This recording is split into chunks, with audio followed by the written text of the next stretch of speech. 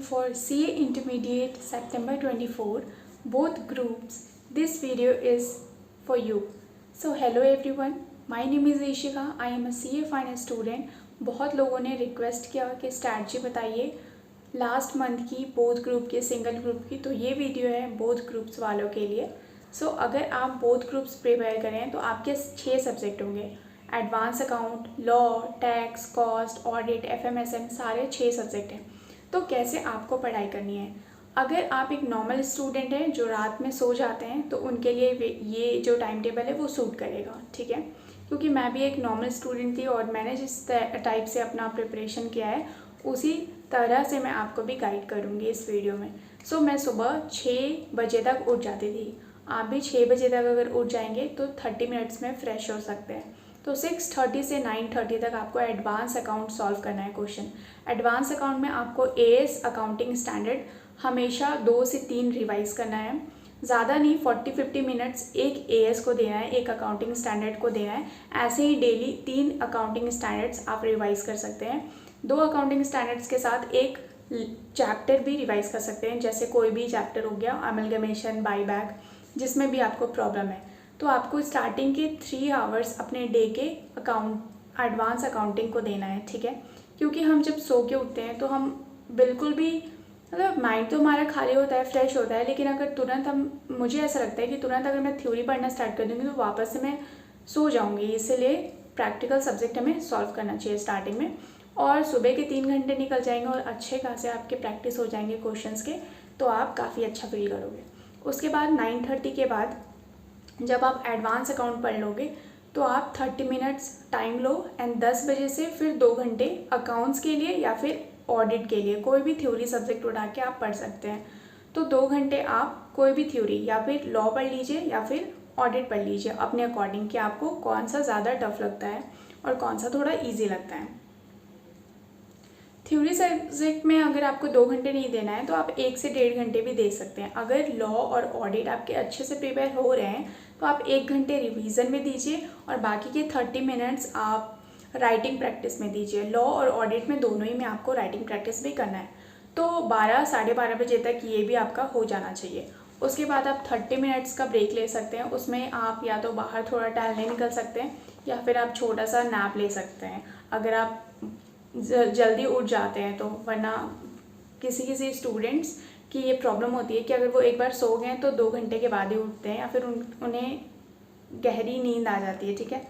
अगर आप ऐसे नहीं है तो 15-20 मिनट आप लेट सकते हैं। उसके बाद आपको क्या करना है, कॉस्टिंग पढ़ना है। 2 घंटे फिर कॉस्टिंग पढ़िए। सबसे पहले आपको एडवांस अकाउंट पढ़ना है, फिर लॉ और ऑडिट पढ़ना है 1 से 1.5 घंटे, 1 से 1.5 घंटे। उसके बाद आपको 2 घंटे कॉस्टिंग का क्वेश्चन सॉल्व करना है। कॉस्टिंग 2 घंटे में आप क्या करेंगे, थ्योरीज साइड करके, कॉस्टिंग में तो वैसा बहुत ही कम थ्योरी है तो आपको क्वेश्चन ही सॉल्व करना है। अगर आप चैप्टर वाइज क्वेश्चन सॉल्व कर रहे हैं तो ठीक है, वरना अगर आप मिक्स करके क्वेश्चन सॉल्व कर रहे हैं, RTP सॉल्व कर रहे हैं तो आप वो भी 2 घंटे सॉल्व कर सकते हैं। और स्पीड में क्वेश्चन सॉल्व करना है, कैलकुलेटर से क्वेश्चन सॉल्व करना है और शॉर्टकट में सॉल्व करना है। इससे ज़्यादा से ज़्यादा क्वेश्चन आप सॉल्व कर पाएंगे, प्रैक्टिस कर पाएंगे, ठीक है। 2 घंटे कॉस्ट करने के बाद आपको 30 मिनट्स का ब्रेक लेना है। इसमें आप लंच कर सकते हैं और थोड़ी बहुत वॉक कर सकते हैं, ठीक है। उसके बाद आपको फाइनेंशियल मैनेजमेंट पढ़ना है। फाइनेंशियल मैनेजमेंट में भी आपको सेम जो भी आपके इंपॉर्टेंट क्वेश्चंस है, इंपॉर्टेंट इलस्ट्रेशंस है जो मार्क किए होंगे आपने, वो आपको सॉल्व करना है। 2 घंटे फाइनेंशियल मैनेजमेंट पढ़ने के बाद आपको आधे घंटे का ब्रेक लेना है या आप 1 घंटे का भी ब्रेक ले सकते हैं, क्योंकि इसके बाद हमें इनकम टैक्स पढ़ना है। तो इनकम टैक्स में तो हमें लर्न भी करना होता है, क्वेश्चन सॉल्व भी करना होता है, और वो थोड़ा टफ लगता है मुझे, मेरे अकॉर्डिंग टैक्स थोड़ा टफ है। तो आप 1 घंटे का पूरा ब्रेक लीजिए, या तो आप सो लीजिए या फिर आपको जो भी अच्छा लगता है वो, मतलब खेलना अच्छा लगता है तो कुछ खेल लीजिए, या फिर फ़ोन देखना है तो फ़ोन आप नहीं देख सकते, मतलब फ़ोन अगर आप अवॉइड करेंगे तो ज़्यादा अच्छा होगा, क्योंकि फ़ोन से फिर आप डिस्ट्रैक्ट हो जाओगे। उसके बाद 1 घंटे के बाद आप टैक्स पढ़िए। टैक्स को 2 घंटे दीजिए। अगर इनकम टैक्स आप कर रहे हैं तो उसके प्रोविजंस आपको याद करने चाहिए, ICI के क्वेश्चन इलस्ट्रेशन सॉल्व करने चाहिए, और GST ही एक ऐसा सब्जेक्ट है जो हमें टैक्स के पेपर में पास करा सकता है, तो GST आपको डेली पढ़ना चाहिए।